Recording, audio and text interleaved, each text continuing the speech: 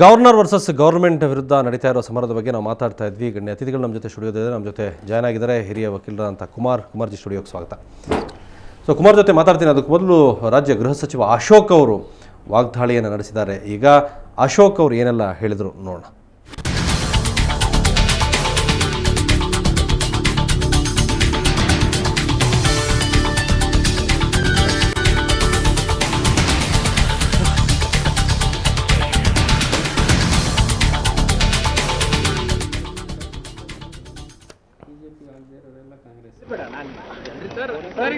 Next step ಏನು sir? ಈಗ what is your next step? ಏನು ನಿಮ್ಮ ಮುಂದಿನ ಹೆಜ್ಜೆ ಏನಾಗಿದೆ ಈಗ? ಸರ್ ಏನಾಗಿಲ್ವಾ? ನೀವು ಹೇಳಬೇಕು. ಅಲ್ಲ ಸರ್, ಈಗಾಗಲೇ ಮುಖ್ಯಮಂತ್ರಿಗಳು ನಿನ್ನೆ ಪತ್ರ ಬರೆದಿದ್ದಾರೆ ಕೇಂದ್ರಕ್ಕೆ. ಈಗ ಮುಂದಿನ ಹೆಜ್ಜೆ ಏನು? ಈಗ ಕಾಂಗ್ರೆಸ್ಸಿನ ವಿರೋಧ ಪಕ್ಷದ ಸದಸ್ಯರೇನಿದ್ದಾರೆ ಅವ್ರಿಗೆ ಕಳೆದ ಈ 3 ಬೈ ಎಲೆಕ್ಷನ್ಸ್ ಏನಾಯಿತು ಅವ್ರಿಗೆ ಆಸೆ ಇತ್ತು. 3 ಬೈ ಎಲೆಕ್ಷನ್ಸಲ್ಲಿ ನಾವು ಗೆಲ್ತೀರಿ ಅಂತ ಆಸೆ ಇತ್ತು. ಸೊ 3ಕ್ಕೆ 3 ಚುನಾವಣೆ ಸೋತಿದ್ರಿಂದ ಅವ್ರಿಗೆ ಭ್ರಮನಿರಸನಾಗಿದೆ. ಇನ್ನು ಈ BJP ಸರ್ಕಾರನ ಅಲುಗಾಡ್ಸಕ್ಕೆ ಸಾಧ್ಯ ಇಲ್ಲ. ಜನ ಪೂರ್ತಿ ಮ್ಯಾಂಡೇಟನ್ನು ಇವ್ರಿಗೆ ಕೊಟ್ಟಿದ್ದಾರೆ. ವಿಶೇಷವಾಗಿ ಹಳೆ ಮೈಸೂರು ಭಾಗದಲ್ಲಿ ಇವ್ರಿಗೆ ಸ್ಟ್ರೆಂತ್ ಇಲ್ಲ ಅಂತ ಹೇಳ್ತಾ ಇದ್ರು. ಇವತ್ತು 3 ಸೀಟು ಹಳೆ ಮೈಸೂರು ಭಾಗದಲ್ಲೇ ಗೆದ್ದಿರೋದ್ರಿಂದ ಇವರು ವಾಮ ಮಾರ್ಗದ ಮುಖಾಂತರ ಈ ಸರ್ಕಾರವನ್ನು ಅಲ್ಲಾಡ್ಸೋಕ್ಕೆ ಪ್ರಯತ್ನ ಮಾಡ್ತಾ ಇದ್ದಾರೆ. ನನಗನ್ಸ್ತತೆ ಇವತ್ತು ಆ ರೀತಿ ಏನಾದರೂ ಕೋರ್ಟ್ ಆದೇಶ ಮುಖಾಂತರ ನಾವು ಮಾಡ್ತೀರಿ ಅನ್ನೋ ಭ್ರಮೆ ಏನಾದರೂ ಕೇಂದ್ರ ಸರ್ಕಾರಕ್ಕಿದ್ರೆ, ಈಗಾಗಲೇ 2G ಪ್ರಕರಣದಲ್ಲಿ ಕೇಂದ್ರ ಸರ್ಕಾರ ಚೀಮಾರಿ ಹಾಕಿದೆ ಕೇಂದ್ರ ಸರ್ಕಾರನ. ಹಾಗಾದ್ರೆ ಕೇಂದ್ರ ಸರ್ಕಾರ ಡಿಸಾಲ್ವ್ ಮಾಡಬೇಕಲ್ಲ, ಅದಕ್ಕೂ ಅದೇ ಮಾನದಂಡ ಆಗಬೇಕಲ್ಲ. ಅದರಿಂದ ಇದೆಲ್ಲ ನಡೆಯಲ್ಲ. ಈ ಕಾಂಗ್ರೆಸ್ಸು ಮತ್ತು JDS ಏನು ಕುತಂತ್ರ ಮಾಡಿಸ್ತಾ ಇದ್ದಾರೆ, ರಾಜಭವನವನ್ನು ದುರುಪಯೋಗ ಪಡಿಸ್ತಾ ಇದ್ದಾರೆ. ಇದರಿಂದ ಏನು ಒಳ್ಳೆ ಸಾಧನೆ ಮಾಡೋಕ್ಕಾಗಲ್ಲ. ಪ್ರಜಾಪ್ರಭುತ್ವಕ್ಕೆ ಬೆಲೆ ಕೊಡೋದಾದರೆ ಪ್ರಜೆಗಳು ಇವತ್ತು 3ಕ್ಕೂ 3 ಬೈ ಎಲೆಕ್ಷನ್ ನಮ್ಗೆ ಗೆಲ್ಲಿಸಿದ್ದಾರೆ. ಜನ ಆಶೀರ್ವಾದ ಮಾಡಿದ್ದಾರೆ. MP ಚುನಾವಣೆ, MLA ಚುನಾವಣೆಯಲ್ಲೆಲ್ಲ BJPಗೆ ಜನ ಆಧಾರಿತವಾದಂಥ ಪ್ರಜಾಪ್ರಭುತ್ವಕ್ಕೆ ಧಕ್ಕೆ ತರುವಂಥ ಪ್ರಯತ್ನ ಮಾಡಿದ್ರೆ 1975ರಲ್ಲಿ ಎಮರ್ಜೆನ್ಸಿ ಮುಖಾಂತರ ಈ ದೇಶವನ್ನು ಹಾಳು ಮಾಡುವಂಥ ಪ್ರಜಾಪ್ರಭುತ್ವಕ್ಕೆ ಧಕ್ಕೆ ಬರುವಂಥ ಪ್ರಯತ್ನಗಳು ಏನು ಮಾಡ್ತು, ಅದಕ್ಕೆ ಇಡೀ ದೇಶದ ಜನ ಬುದ್ಧಿ ಕಲಿಸಿದ್ದಾರೆ. ಕಾಂಗ್ರೆಸ್ ಆ ರೀತಿ ಕೈ ಹಾಕ್ತೈತೆ ಅನ್ನೋ ಒಂದು ಇದೇನು ವಿಶ್ವಾಸ ನನಗೇನಿಲ್ಲ. ಅವರು ಆ ಥರದ್ದು ಏನೋ ಕ್ರಮ ತೆಗೆದುಕೊಳ್ಳಲ್ಲ ಅನ್ನೋ ವಿಶ್ವಾಸ ನಮಗಿದೆ. ಅದರಿಂದ ನಾವು ಕಾದು ನೋಡ್ತೀವಿ. Okay, thank you.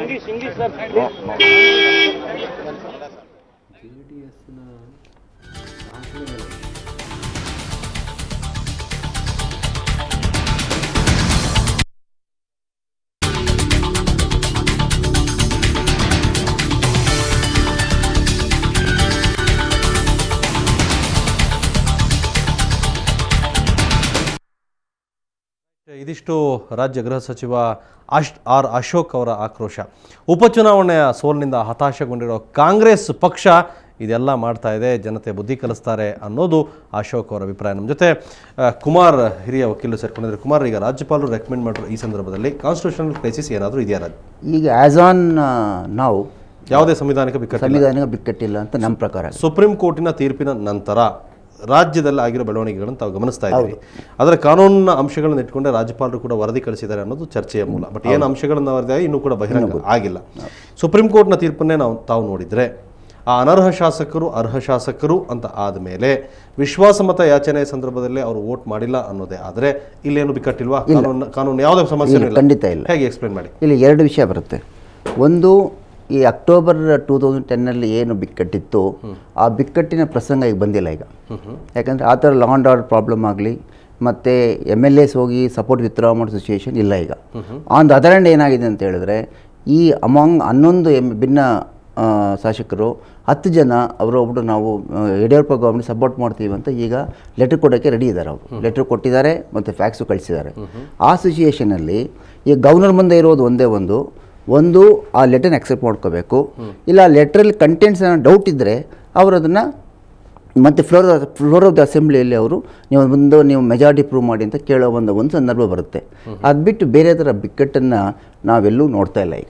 ಹಾಗಾದ್ರೆ ರಾಜ್ಯಪಾಲರು ಹಾಗಾದ್ರೆ ಅಷ್ಟು ಕಾನೂನಿನ ಅರಿವಿಲ್ಲದಲ್ಲೇ ರಿಪೋರ್ಟ್ ಕಳಿಸಿದಾರ ಇದನ್ನ ಅಮಾನತಿನಲ್ಲಿ ಇಡಬೇಕು ಅಂತ ಹೇಳಿ? ಅಲ್ಲ, ಅರಿವು ಅದಕ್ಕಿಂತ ಮುಂಚೆ ಅವರ ಅಭಿಪ್ರಾಯ ಅವರು ರಾಜಕಾರಣಿ ಅಲ್ಲ, ಈಗ ಸಂವಿಧಾನದ ಮುಖ್ಯಸ್ಥರು, ಖಂಡಿತ ಕಾನೂನು ಪಂಡಿತರು, ಅಲ್ಲ, ಎಲ್ಲರಿಗೂ ಗೊತ್ತಿರೋದು. ಸೊ ಹಾಗಾದ್ರೆ ಅವ್ರು ಏನ್ ರಿಪೋರ್ಟ್ ಏನಕ್ಕೆ ಕಳಿಸಿರ್ಬೋದು ನಿಮ್ ಪ್ರಕಾರ? ಅಲ್ಲ, ರಿಪೋರ್ಟ್ ಏನಕ್ಕೆ ಕಳಿಸಿರ್ಬೋದು ಅಂತ ಹೇಳಿದ್ರೆ ಅವರು ಈಗ ಯಾಕೆಂದ್ರೆ ರಿಪೋರ್ಟ್ ಕಳಿಸಿರೋದು ಬಿಜೆಪಿ ಅವೇರ್ ಆಗಿದೆ ರಾಜ್ಯದ. ಅಲ್ಲ, ಬಟ್ ಕಂಟೆಂಟ್ಸ್ ಅಂತ ಗೊತ್ತಿಲ್ಲ ಯಾರು, ರೈಟ್, ಕಂಟೆಂಟ್ಸ್ ಗೊತ್ತಿಲ್ಲ, ಅದು ಏನು ರಿಪೋರ್ಟ್ ಅಂತ ಯಾರು ಗೊತ್ತಿಲ್ಲ ಇನ್ನು.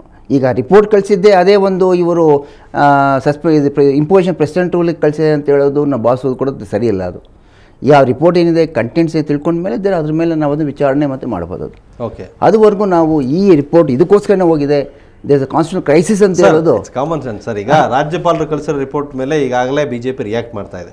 ಬಿಜೆಪಿ ಅವರು ರಾಷ್ಟ್ರಪತಿ ಹತ್ರ ಹೋಗ್ತೀವಿ ಅಂತ ಹೊರಟಿದ್ದಾರೆ. ಪ್ರಧಾನಿಗೆ, ಗೃಹ ಸಚಿವರಿಗೆ ಮತ್ತು ಕೇಂದ್ರ ಗೃಹ ಸಚಿವ ರಾಷ್ಟ್ರಪತಿಗೆ ಲೆಟರ್ ಬರೆದಿದ್ದಾರೆ. ರಾಜ್ಯಪಾಲರು ಅದ್ರ ಬಗ್ಗೆ ಕಳಿಸಿರೋ ರಿಪೋರ್ಟರ್ ಬಗ್ಗೆ ಇವರು ರಿಪೋರ್ಟ್ ಏನು ಕಳಿಸಿದೀವಿ ಅನ್ನೋದನ್ನ ಲೆಟರ್ ಕೂಡ ಮಾಧ್ಯಮದವರು ತೋರಿಸ್ತಾ ಇದ್ದಾರೆ. ಇಷ್ಟೆಲ್ಲ ಆದ್ಮೇಲೂ ಕೂಡ ರಾಜ್ಯಪಾಲರು ಅಮಾನತಿಗೆ ಆದೇಶ ಕಳಿಸಿದ್ದಾರೆ ಅನ್ನೋದು ಮಾಡಿದ್ದಾರೆ ಅನ್ನೋ ಒಂದು ಊಹೆಗಳು ಬಂದಿದೆ. ಈಗ ಊಹೆ ಅಲ್ಲ, ಇದು ಕ್ಲಿಯರ್. ಕೇಂದ್ರ central government prime minister meeting ಕರೆದಿದ್ದಾರೆ, ಎಲ್ಲ ಸೀನಿಯರ್ ಮೀಟಿಂಗ್ ಮಾಡ್ತಾ ಇದ್ದಾರೆ, ಕ್ಯಾಬಿನೆಟ್ ಮೀಟಿಂಗ್ ನಡೀತಾ ಇದೆ. ಆದ್ರೂ ಕೂಡ ಏನು ಬಿಕ್ಕಟ್ಟಿಲ್ಲ ಅಂತ ಇರ್ತಾವೆ. ಹೇಗೆ ಅಂತ ಕೇಳ್ತಾ ಇದ್ದೀನಿ. ಅದಕ್ಕೆ ನಾನು ಕಾನ್ಸ್ಟಿಟ್ಯೂಷನಲ್ ಕ್ರೈಸಿಸ್ ಇಲ್ಲ ಅಂತ ಹೇಳ್ತಿದ್ದೀನಿ ಅಷ್ಟೇ. ಅದರ್ವೈಸ್ ಬೇರೆ ಅಂದ್ರೆ ಪೊಲಿಟಿಕಲ್ ಕ್ರೈಸಿಸ್ ಆದ್ರೆ ಈಗ ಅಲ್ಲ, political reasons may be there may be hundreds of political reasons. Right. ಇದ್ರ ಜೊತೆಗೆ ಇನ್ನೊಂದು ಸುದ್ದಿ ಬರ್ತಾ ಇದೆ. ಈಗಾಗಲೇ ಸುಪ್ರೀಂ ಕೋರ್ಟ್ನಿಂದ ಅರ್ಹ ಶಾಸಕರು ಅನ್ನಿಸ್ಕೊಂಡು ಬಂದಂತ ಶಾಸಕರು ಎಲ್ಲರೂ ಕೂಡ ಖಾಸಗಿ ಹೋಟೆಲ್ ಒಂದರಲ್ಲಿ ಸಭೆ ನಡೆಸ್ತಾ ಇದ್ದಾರೆ. ಆ ಸಭೆಗೆ ಯಾರಿಗೂ ಕೂಡ ಅವಕಾಶ ಕೊಟ್ಟಿಲ್ಲ, ಅವರು ಗುಪ್ತ ಸಭೆ ನಡೀತಾ ಇದೆ. ಪಕ್ಷೇತರರು ಒಂದು ಕಡೆ ಆದರೆ ಉಳಿದ 11 ಜನ ಬಿಜೆಪಿಯ ಶಾಸಕರು ಸುಪ್ರೀಂ ಕೋರ್ಟ್ ಜಡ್ಜ್ಮೆಂಟ್ ನಂತರ ಅವರು ಅನರ್ಹರಲ್ಲ ಅನ್ನಿಸ್ಕೊಂಡು ನೆನ್ನೆ ಬಂದವರು ರಾಜಭವನದ ಗೇಟ್ ಮುಂದೆ ನಿಂತು ರಾಜ್ಯಪಾಲರು ಒಳಗೆ ಬಿಡದೆ ಆನಂತರ ಹೊರಗೋದ್ರು. CM ಅನ್ನು ಭೇಟಿಯಾದರು, ದೆಹಲಿಯಿಂದ ಫ್ಯಾಕ್ಸ್ ಮಾಡಿದ್ರು, ಪತ್ರ ಕೊಟ್ಟರು. ಆನಂತರ ನಾವು ನಮ್ಮ ಬಿಜೆಪಿ ಸರ್ಕಾರಕ್ಕೆ ನಮ್ಮ ಬೆಂಬಲ ಇದೆ ಅಂತ ಪತ್ರ ಕೊಡೋದಕ್ಕೆ ಹೋದರು. ರಾಜ್ಯಪಾಲರು ಅಲೋ ಮಾಡಲಿಲ್ಲ ಅವ್ರನ್ನ ರಾಜಭವನದ ಒಳಗಡೆ. ಈಗ ನಾವು ಏನು ಮಾಡಬೇಕು ಮುಂದೆ ಅನ್ನುವ ಸಂಕಷ್ಟದಲ್ಲಿ ಅವರು ಕೂಡ ಸಿಲುಕೊಂಡಿದ್ದಾರೆ.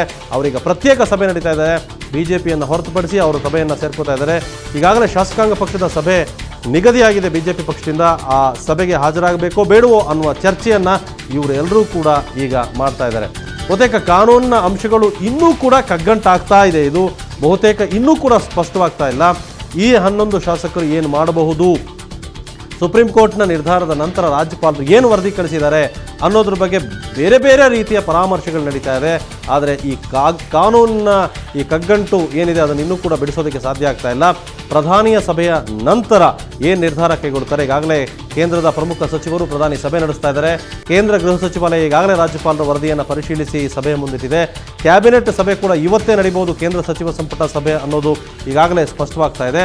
ಇದನ್ನೆಲ್ಲ ಗಮನಿಸ್ತಾ ಇದ್ದರೆ ಬಹುಶಃ ಇನ್ನು ಕೆಲವೇ ಹೊತ್ತಿನಲ್ಲಿ ಸ್ಪಷ್ಟ ನಿರ್ಧಾರ ಹೊರಬೀಳಬಹುದು ಅನ್ನುವ ಮಾಹಿತಿ ಸುವರ್ಣ ನ್ಯೂಸ್ 24/7ಗೆ ಲಭ್ಯ ಆಗ್ತಾ ಇದೆ.